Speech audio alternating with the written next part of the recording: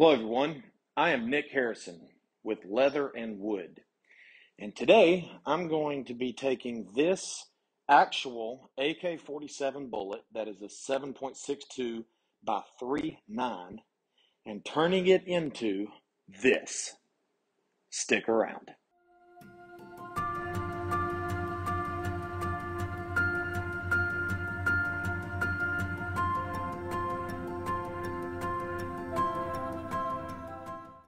The first part of this project is simply milling up some rough cut lumber. I'm using maple and dark walnut for this entire project. So here I'm at the miter saw cutting down some maple, and then I head over to the joiner to mill one face and one edge to get it as flat and straight as possible. After the joiner has done its job, I head over to the planer to flatten both faces. It is very important that this material is extremely flat and parallel on both sides. I do this for multiple pieces of material so that I can next glue it together.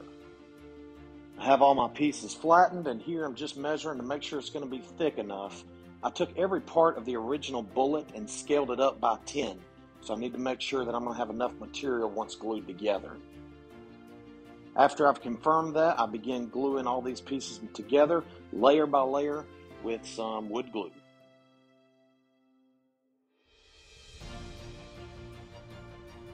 After everything's glued up, I put it in clamps and let it dry overnight. I do ensure that all these clamps are clamped as tight as physically possible to make sure the joints between those pieces are tight. While the glue's drying, I get my CNC ready, change out the bit, and I carve out the what would be the back face of the bullet where the primer cap would go. I cut out the circle shape, and I also cut out the dark walnut insert on the CNC machine. The next thing I do is take the clamps off of my walnut and my maple pieces and head over to the joiner and the table saw to cut these down to a rough dimension. I don't want to go too short because I'm going to go to the lathe next. I need to have material to work with. I clean up the ends and square them up over at the miter saw. And like I mentioned, I do the same thing with the maple, just jointing one face over at the joiner. And then I head over to the table saw to cut it down to the right width as well.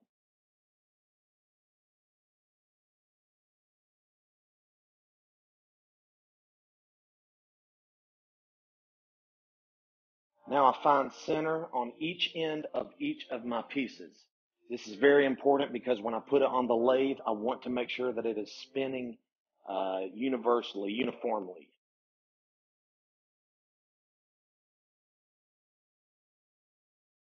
I drill a hole in the end so that my lathe chuck can accept, or so that the piece can accept the lathe chuck. I get it chucked up on the lathe and I begin carving down.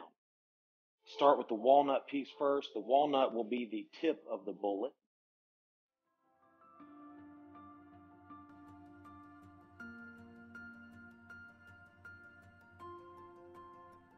Along the way, I check my calipers with the original bullet to make sure I am going to scale.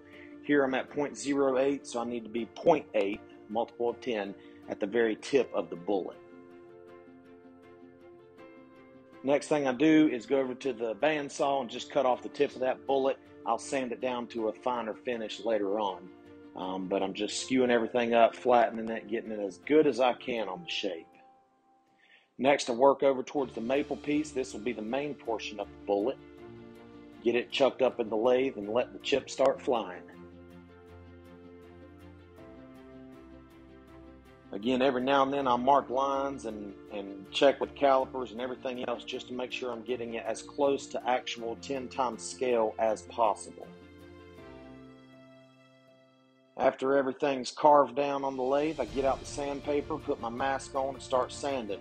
I start at 80 grit, next I go to 120, then 150, then 220, and then, believe it or not, 3,000. 3,000 grit is not necessarily needed, but it does give it a super smooth finish. I find the center of each of those pieces again, and I break out the drill and drill a pivot point or an acceptance hole in each end that a dowel rod will go in.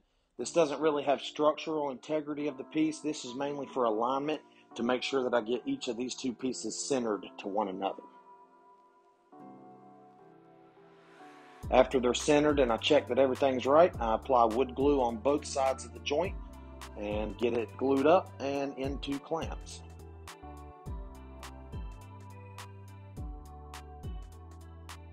While that glue's drying, I sand down my back face of the bullet with the primer cap piece to make sure that that walnut insert is flush to the maple piece. I also use my laser engraver to engrave the back face of the bullet. So it's a 7.62 by 3.9 bullet, and I made it a 76.2 by 390 bullet since we're at 10 times scale, and I changed it over to Harrison since, well, we're doing this Harrison sized. Now I'll glue that back piece onto the back of the bullet with wood glue on both sides of the joint, of course, and then get it into clamps again and let that dry. After it's dry, I begin sanding, the worst thing to do on the face of the planet. Start at 80 grit, work my way up, just like I mentioned before, but I do this process again, ensuring that all the joints are smooth, all glue squeeze out has been removed, and that everything is going to accept the final finish well. For finish on this project, I use tung oil. I apply it very liberally in a flood coat fashion, massage it in, make sure every square inch is covered, and let it dry. After the finish has dried, this is what you're left with. A 10 times scale 7.62 by 390 Harrison sized AK-47 bullet made out of solid maple and solid dark walnut on the primer cap and on the bullet itself. Hope you enjoyed that video. If you want to see more projects like this, hit that like button, comment down below, and subscribe to my channel so you don't miss out on future videos. You can also find this project and more on my website at www.leatherandwoodusa.com. Also, be sure to follow me on Instagram at leatherandwoodusa. If you found this video entertaining, I have a whole playlist queued up for you right here that I think you'll enjoy.